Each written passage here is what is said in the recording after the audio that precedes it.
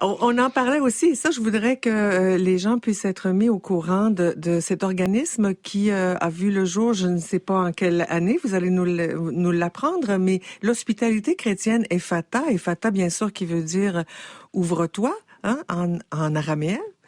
C'est bien ça. Donc, vous en faites partie, vous êtes ambassadrice de cette organisation. Parlez-nous de ça. Alors, c'est qu'au mois de mars, si mon souvenir est bon, de l'année dernière, il y a 2 voyageurs qui sont français, qui s'intéressaient en plus aussi à plus que voyager pour voir des choses, mais pour rencontrer des gens. Ils sont des chrétiens et ils se disaient, mais il y aurait un intérêt très grand à partager l'hospitalité chrétienne. Moi, quand je vais en voyage, et eux, c'est la même histoire, c'est qu'on aime rencontrer des gens. Donc, si je peux être hébergé chez l'habitant, chez le paysan, pour en plus profiter d'un lit, mais aussi faire de merveilleuses rencontres, ça serait extraordinaire. Donc, ils se sont dit, pourquoi pas offrir une plateforme un peu comme il existe déjà Couchsurfing. Mm-hmm. Alors, ils ont ouvert un site Internet. Ils invitent des gens à devenir membres gratuitement et ils peuvent à ce moment-là, comme membres, recevoir des personnes chez soi ou encore être hébergés chez des gens. Moi, j'ai découvert ça un peu par hasard. Je pourrais même pas vous dire exactement qu'est-ce qui s'est passé, mais un jour, j'ai eu ça dans mon pourriel, je pense, cette adresse-là. Je suis allée la visiter et voyageuse dans l'âme que je suis, je me suis tout de suite intéressée. J'ai ouvert une page pour offrir mon domicile comme lieu d'hébergement. Et j'ai vécu l'expérience de recevoir chez moi, à 2 moments, une femme, 2 femmes différentes bien sûr, qui venaient de la France.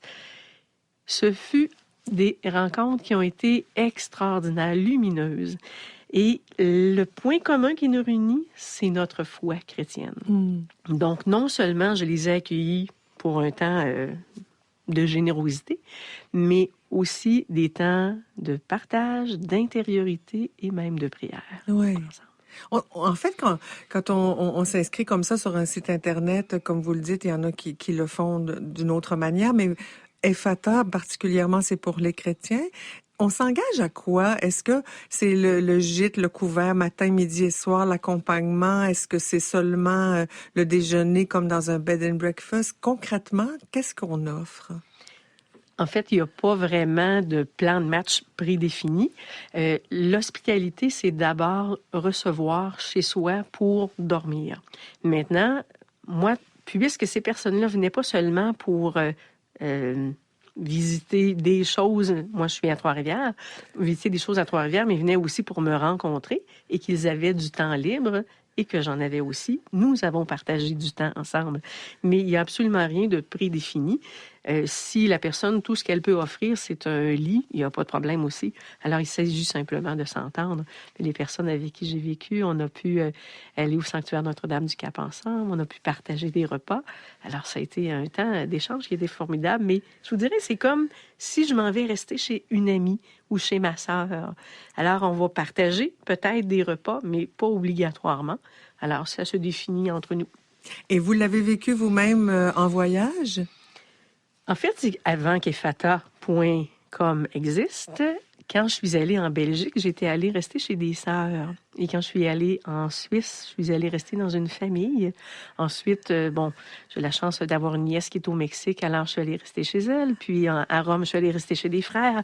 L'idée, c'est que plus que d'aller à l'hôtel et d'être seule le soir à juste regarder mes photos, j'ai des personnes avec qui partager ce que j'ai vécu dans la journée. Oui, c'est ça. Alors, donc, c'est ephata.com et ça a origine de France, oui. si j'ai bien compris, mais c'est un réseau qui tend à être international. Oui, parce que je regardais les statistiques hier, c'était assez impressionnant de voir qu'en si peu de temps, en moins d'1 an, ils sont déployés maintenant sur tous les 5 continents. Il y a jusqu'à date 3435 membres, je crois. Et hier, je parlais justement au concepteur du site qui s'appelle Thomas et il me disait que juste pour le mois de décembre, il y a eu 400 nuitées qui se sont réalisées. On est seulement dans les premiers balbutiements du site.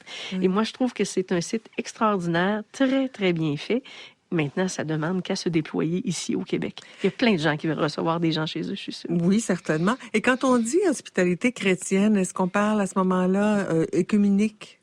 Ah oui, tout à fait. Alors, il y a des gens qui sont protestants, anglicans sur le site, là. Il n'y aura pas de problème de ce côté-là du tout, du tout. L'idée, c'est la valeur de l'hospitalité chrétienne. Oui. J'étais un étranger, vous m'avez accueilli. Oui. C'est ça l'idée.